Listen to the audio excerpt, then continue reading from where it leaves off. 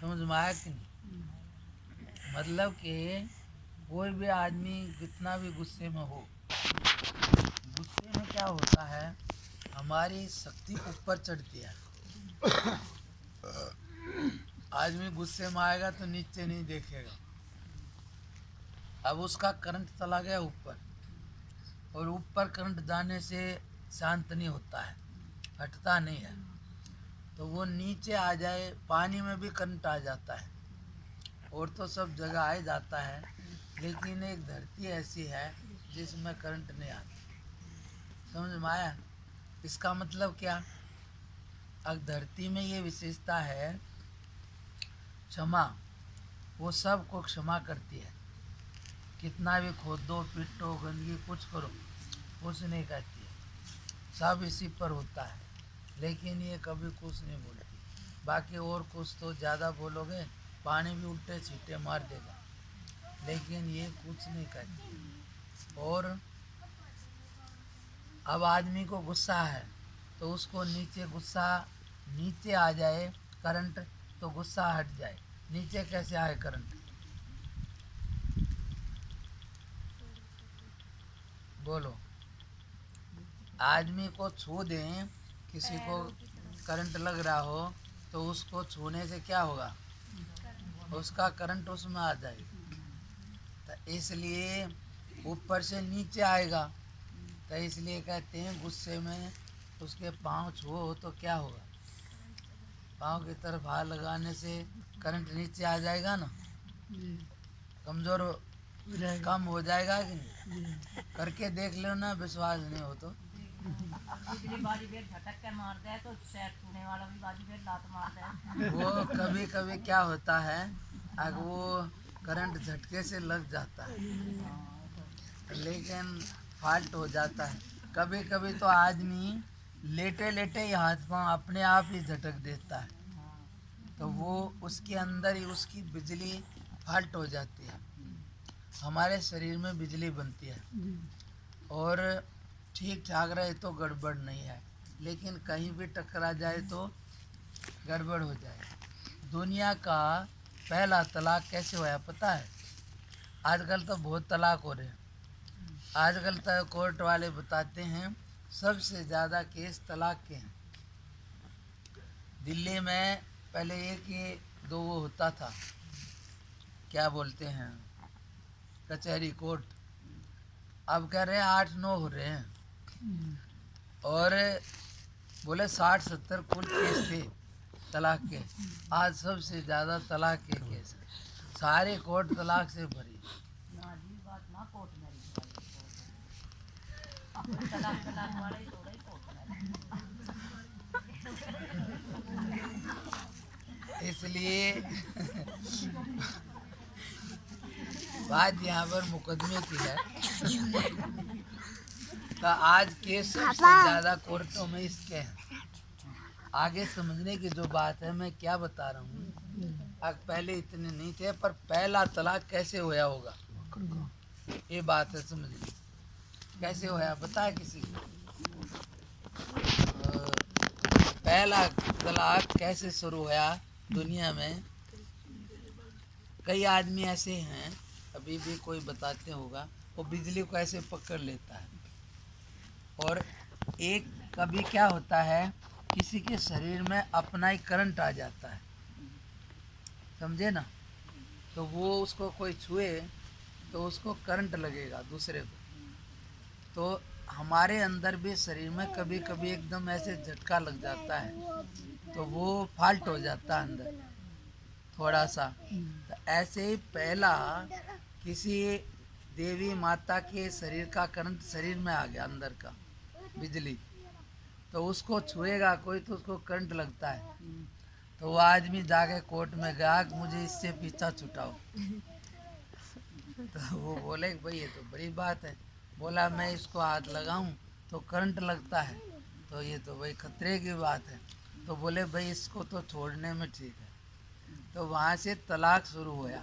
अब भाई इस चीज़ से तो अब बाद में जब तो शरीर में ही करंट आया था, अब सारी चीज़ों में करंट आ गया। इसलिए आज तलाक की केस ज़्यादा हुई। अब कोई किसी की सुनना ही नहीं चाहता है, कोई सहन ही नहीं करते हैं। लेकिन कारण इस सब का क्या है, मैंने तुम्हें जो बताया, सहन शक्ति बड़ी चीज़ है। जो सहन कर लेता है तो वो पृथ्वी में ये गुण है। अब कितना ही करंट है उससे जोड़ते हैं तो ज़मीन में जाता है, तो ज़मीन में जाते ही कहाँ चला जाता है, शांत हो जाता है। ज़मीन में जाने से शांत हो जाता है और बाकी कहीं भी लग जाता है, असर करता है। इसलिए ये बात है कि पृथ्वी में सबसे बड़ा गुण कौन सा है, पता लगा? सहन शक्ति। क्षमा का है और सहन करने का है।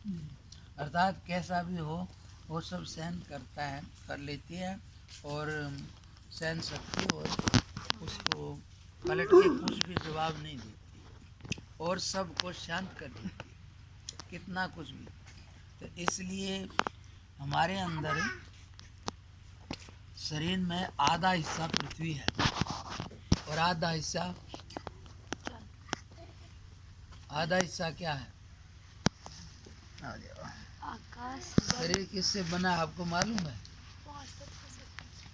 आजकल तो सब पढ़े लिखे होशियार हैं, बाबा जियों को समझा देते हैं। ये शरीर 5 भूत से मिलके बना है, समझे ना? जैसे ये बर्तन बनाते हैं तो उसमें मिट्टी और गारा, मतलब पानी और मिट्टी मिला के गारा बनता है, उससे फिर बनता है, फिर उससे क्या बन जाता है, घड़ा वड़ा जो भी कुछ बनाते हैं। लेकिन खाली मिट्टी से बन गया तो उसको घड़ा कहेंगे? हाँ? और क्या कहेंगे? भाई घड़ा ही तो कहेंगे उसको। भाई मिट्टी से घड़ा बना दिया, तैयार करके रख दिया, तो उसको घड़ा कहेंगे कब मिट्टी कहेंगे? घड़ा। लेकिन अभी बना है, अभी पूरा नहीं है घड़ा, अभी उसमें पानी डाल दें तो गल जाएगा। तो पूरा घड़ा कब बनता है? हैं? अग्नि के अंदर से गुजर के ना टूटे ना ज़्यादा हो, पास हो जाए, जब जा कर के उसको घड़ा कहेंगे। घड़ा का मतलब जो हमारा काम आए, जो हमें सुख दे। तो जीवन में पहले मैंने क्या बोला, 5 चीज से शरीर बना। किस से बना? पृथ्वी 1, जल 2, और इसके अंदर अग्नि भी है, गर्मी नहीं रहे तो आदमी ठंडा हो जाए। 3, और वायु हवा, सांस के बिना नहीं चले। और 5वां, हाँ 5वां बताओ। जिसमें आप बैठे हो ना, ये आकाश है। आकाश नहीं होगा तो कोई भी चीज़ कहाँ पर आएगी, उसके लिए जगह चाहिए। तो ये 5 चीज़ होगी। इन 5 चीज़ को हटा दें तो शरीर नाम की चीज़ नहीं रहेगी, समझे ना? कपड़ा क्या चीज़ है? ये क्या है? कपड़ा कहते हैं। इसका मूल क्या है? धागा। बहुत से धागे रखे तो रहेगा ना, इसलिए इसके ये रेशम का नहीं है, ये कपास है। इसका मूल है कपास। इसमें से कपास हटा दें तो कपड़ा नाम की चीज़ रहेगी? ऐसे ही 5 चीज़ हटा दी जाएं तो शरीर नाम की चीज़ नहीं रहेगी, समझे ना? लेकिन इसके परे जो सूक्ष्म चीज़ें हैं वे रहेंगी।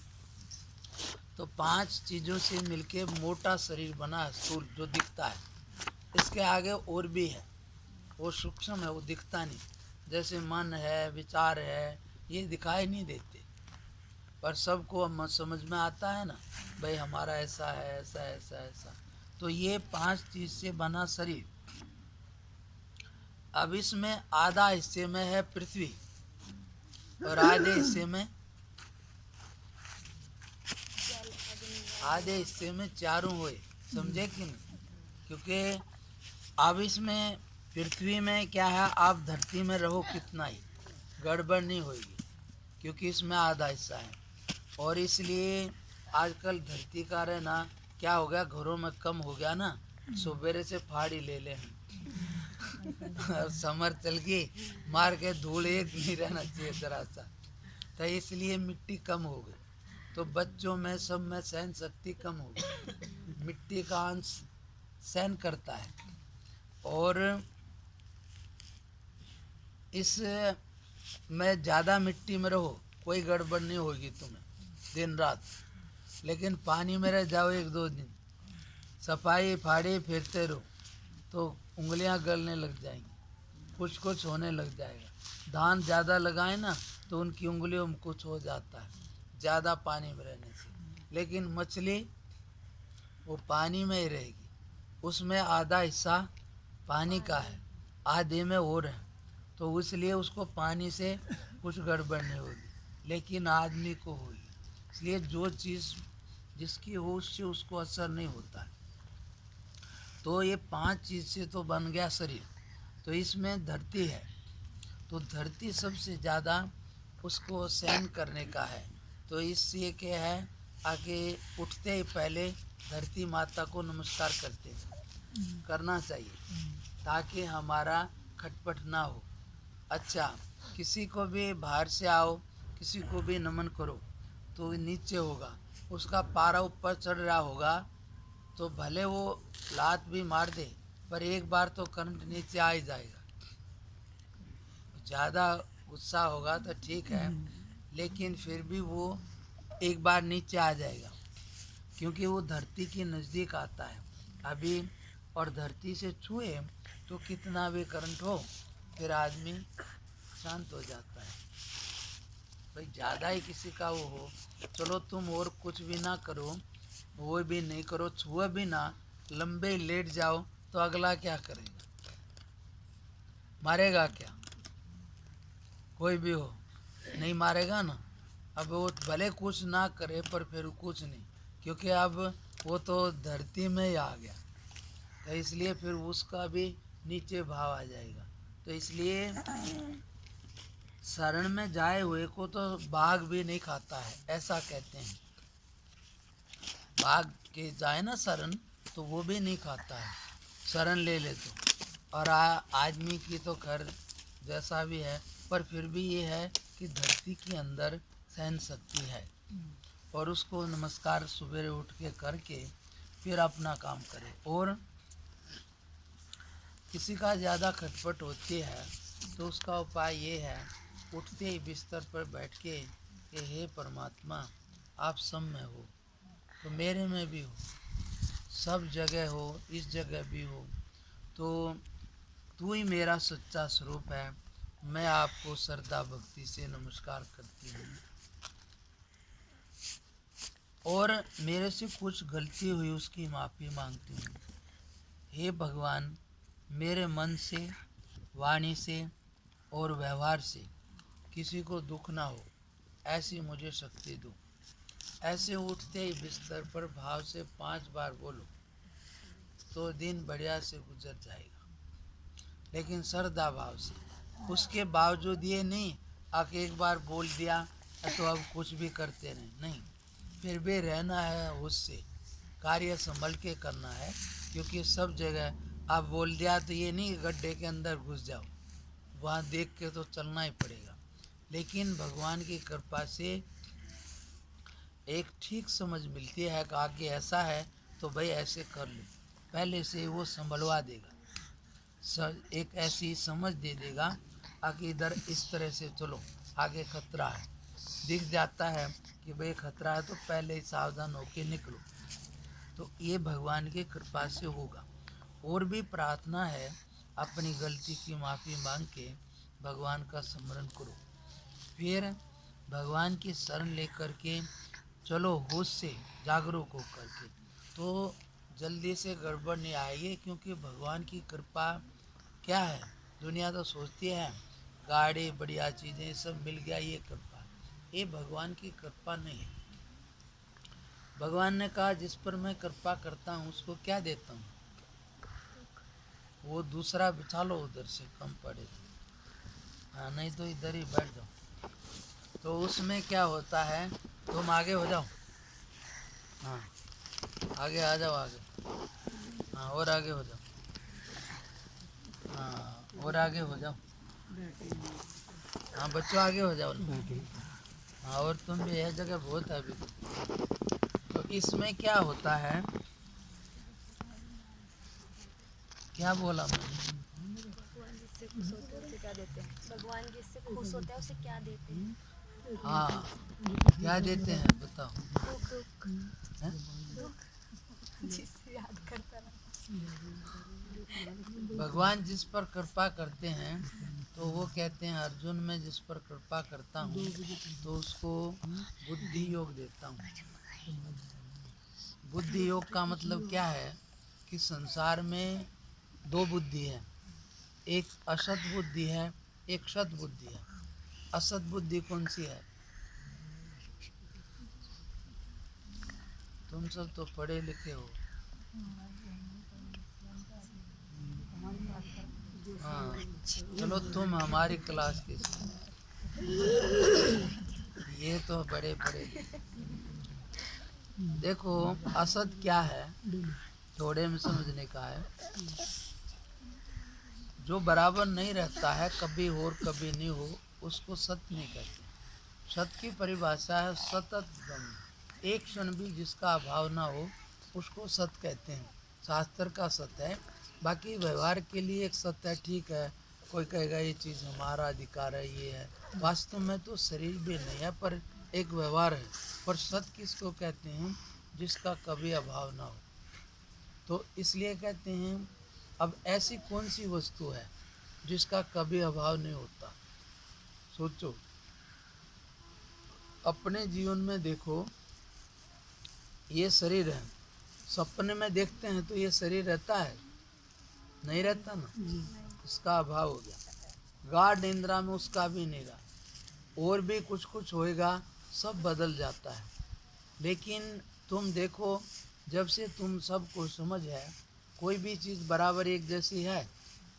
बोलो।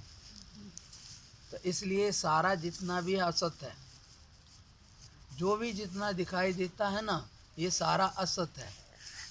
अब इसको असत क्यों कहते हैं? आकि एक बराबर नहीं है और एक समय नहीं रहेगा। आज जो चीज़ जैसी दिखती है 10-20 साल के बाद उसका कुछ पता भी नहीं लगता है। लेकिन सत्य क्या है? जो बराबर रहे। तो बराबर क्या रहता है? तो उसमें समझने का है कि बराबर जो रहता है वो क्या है? तो वो है तुम बराबर हो और कोई भी बराबर नहीं है। सब बदल रहा है। तुम्हें लगता है कि हम बदल गए? बोलो, किसी को लगता है कि मैं बदल गया? नहीं लगता ना।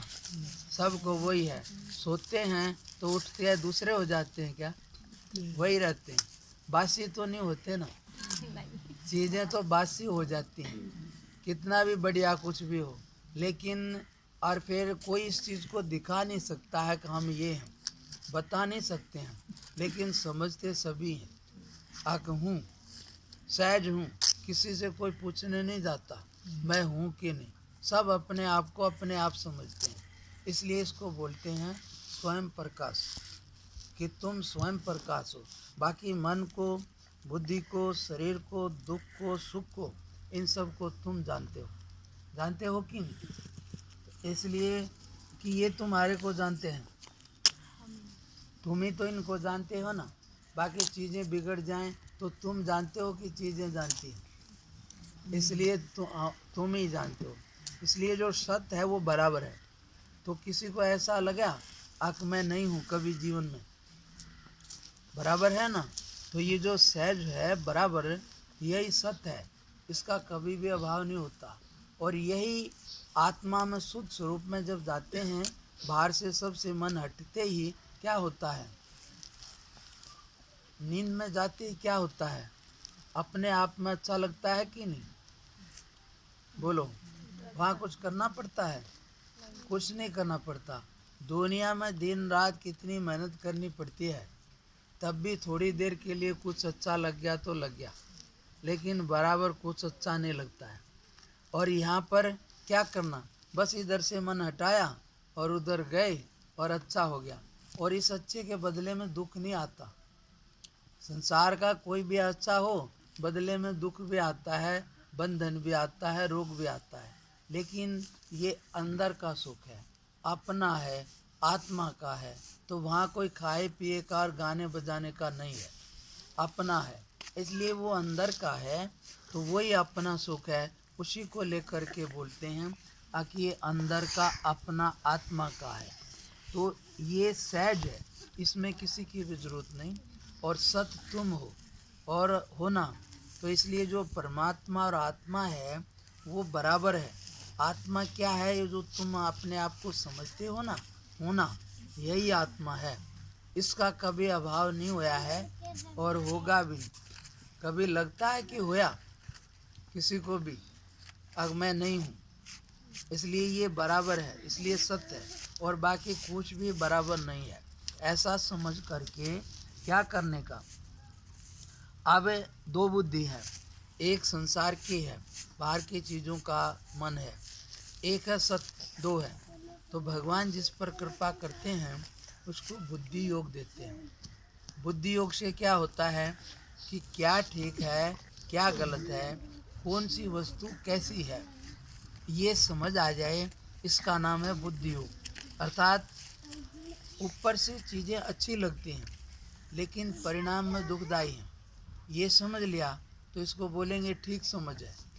और ऊपर से बढ़िया लगती हैं, परिणाम में खराब है, ये नहीं समझ के जो खराब है उसको बढ़िया मान लिया और बढ़िया को खराब, तो इसको क्या कहेंगे? कम समझ कहेंगे। तो दो चीज़ है, बाहर है एक, उसमें दूसरे से थोड़ा सुख मिलेगा लेकिन कोई भी बराबर रहने वाला नहीं है।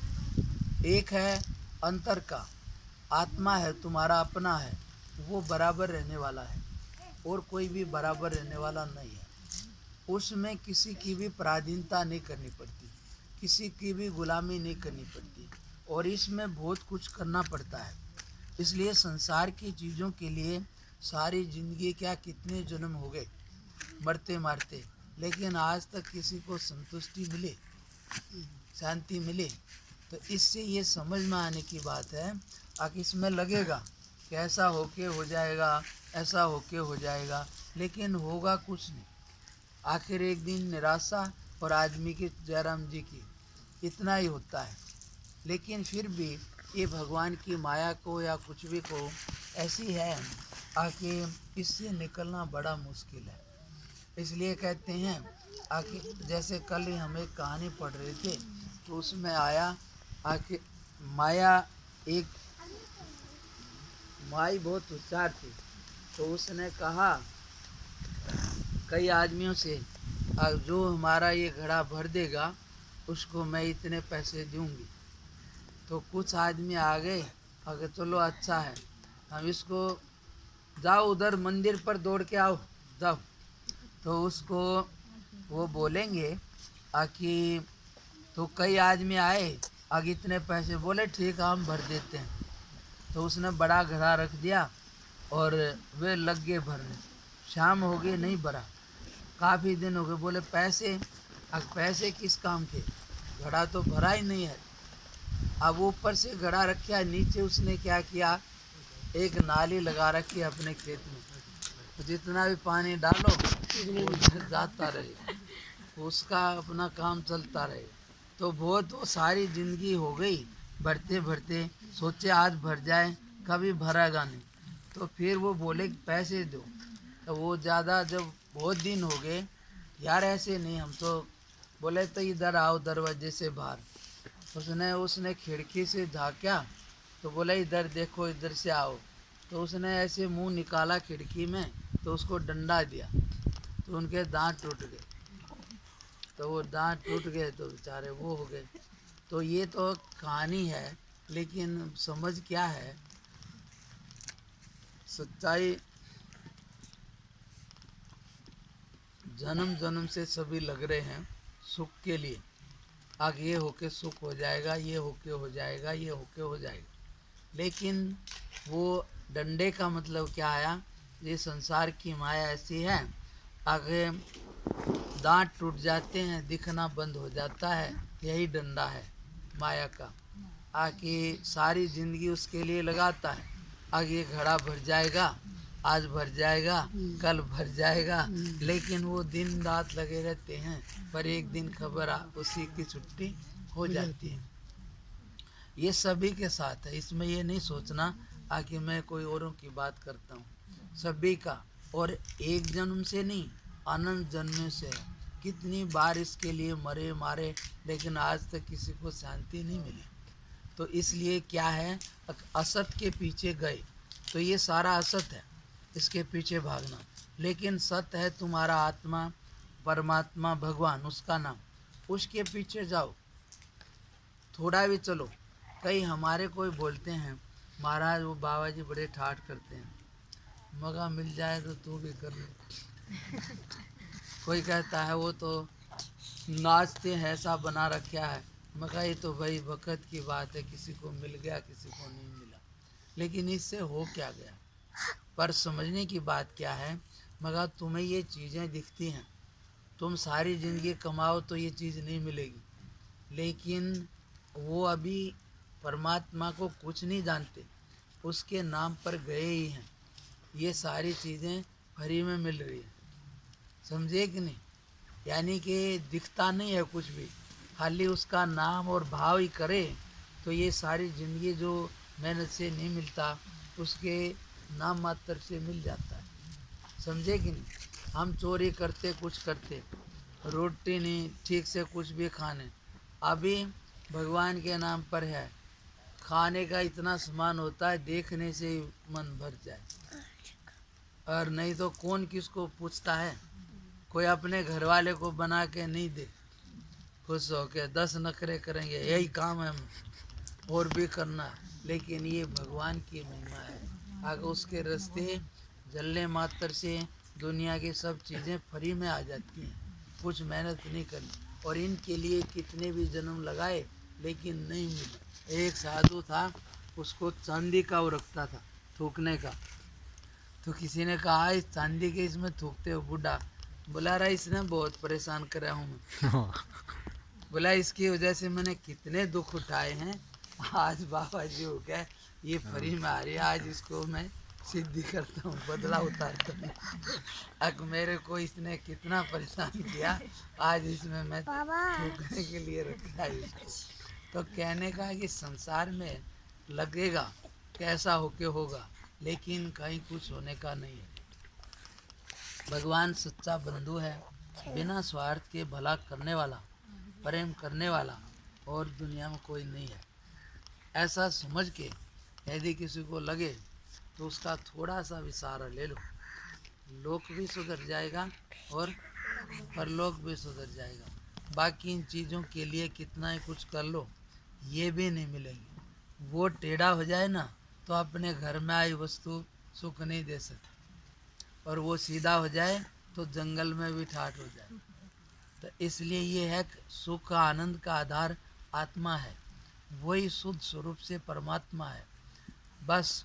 और ये मनुष्य का जीवन उसके लिए मिला है। बाकी परिवार है, बच्चे हैं, कहीं चले जाओ, पशु पक्षी सब जगह मिलेगा। इतने में ज़िंदगी खपा भी दी तो कौन बड़ी बात है। ये काम तो जानवर बढ़िया कर लेते हैं, चोरी भी नहीं करते, कम करें, ठगी भी नहीं करते, इकट्ठा भी नहीं करते। ये तो आदमी एक दूसरे के चीज चक्कर में पड़े रहते हैं, इधर उधर भी कम करते हैं, लेकिन आराम से बच्चे पाल लेते हैं, कोई रिश्वत ठगी नहीं करते। लेकिन ये आदमी तो कितने उल्टे सीधे भी करता है, फिर भी कुछ कुछ, और फिर झगड़ा। और बच्चे देखो जानवर होते हैं ना, हमने देखे हैं, पंख आए हुए उड़ के चले गए, ये है उसके बच्चे थे, उसको मार पीट करें फिर भी उन्हीं की चिंता करेंगे, उन्हीं के लिए सोचेंगे। ये भगवान की माया है। इसलिए समझने की बात है कि ये कैसे भी इधर आ गए, भगवान ने इंसान जिसको बना दिया ना, तो उसकी तरफ से मुक्ति का हक है, चाहे कैसा ही पापी दुराचारी हो।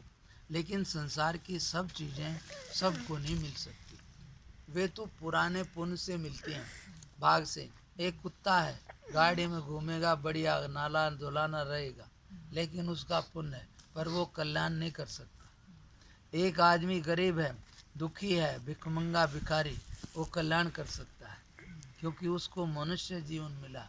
मनुष्य जीवन में कोई कितना ही पापी दुराचारी हो, लेकिन मनुष्य हो गया तो परमात्मा की तरफ से उसको मुक्ति का हक मिल गया है, कि वो इसके लिए आत्म कल्याण, परमात्मा की प्राप्ति सबके लिए है। सब कोई बादशाह और राजा नहीं हो सकता, वो तो जिसका पुण्य होगा वही होगा।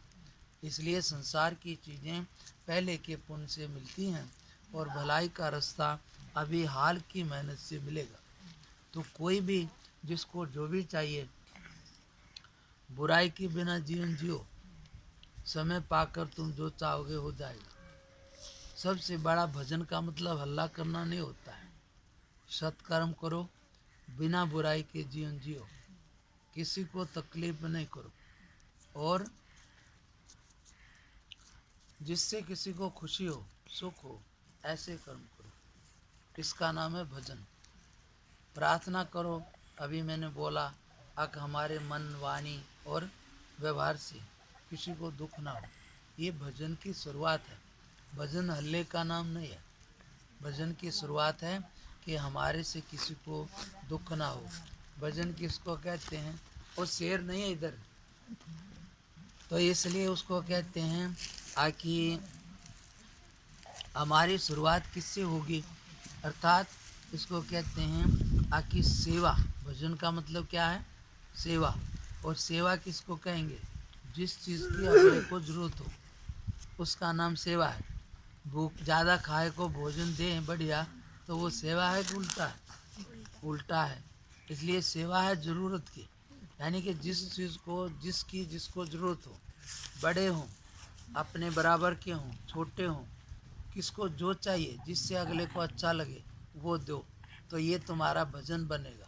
सब तुम्हारे पर खुश रहेंगे, प्रसन्न होंगे, और उल्टा करेंगे तो नहीं। इसलिए भजन सेवा का नाम है। भगवान को कुछ नहीं चाहिए, सब कुछ उसी का है, तुम्हारे को दिया हुआ है।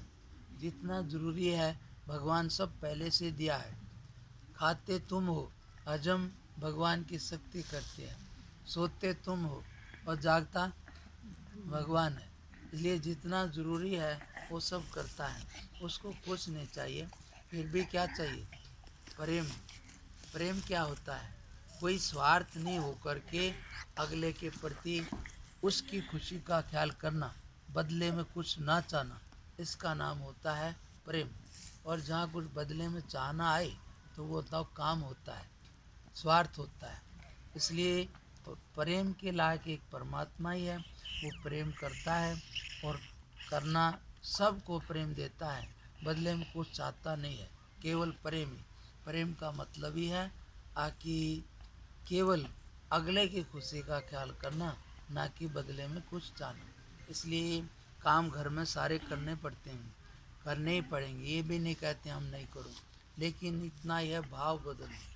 अपने लिए करोगे तो तुम्हारे तक रहेगा, भगवान की भावना से करोगे तो भक्ति में बदल जाएगा। भोजन खाना तुम्हें न है, भगवान की भावना से बनाओ, प्रसाद हो जाएगा, और वो भगवान को भोग लग के प्रसाद, उसका जितना भी पाप दोष तुम्हारे पर नहीं आएगा। सीधा खाओ तो सारी जिम्मेवारी तुम पर आएगी। बहना है, रहना है बढ़िया, हम ये नहीं कहते खराब रहो, लेकिन भावना अच्छी हो भगवान के लिए। इसलिए वो एक इसमें आता है, गोपी ने कहता है मैंने मेहंदी रचाई। दुनिया मेहंदी रचाती है, लेकिन वो कहती है भगवान तेरे लिए, अगर आपको अच्छा लगे इसलिए। और बाकी दुनिया किसके लिए रचाती है वो तो तुम ज़्यादा जान सकते हो, क्योंकि हम मेहंदी नहीं रचाते। तो इसलिए वो ये बात, भगवान जो है वो केवल प्रेम, वो सबको देता भी है, और जितना ज़रूरी है वो सब पहले से है। तो इसलिए दो बात बोली, असत जो भी नासवान है रहेगा नहीं, उसके पीछे भागना ये असत्य की बुद्धि है। और जो हमेशा साथ दे वो तुम्हारा आत्मा भगवान है, उसके प्रति भाव आ जाए, अब बस उसको ऊपर रखना, रहना यही है, पर उसको ऊपर रखना, महत्व उसको देना, तो तुम उसको प्राप्त हो जाओगे कहीं भी रहो। समझे। और कोई बात हो गया, खाना वाना बनाने में टाइम लगता है ना, 2-3 घंटे लगे होंगे, जल्दी उठना तो नहीं पड़ा और दिन की अपेक्षा। हाँ, जब कोई कोई वैसे तो 11-12 बजे भगवान को लगाते हैं, ज़्यादा जल्दी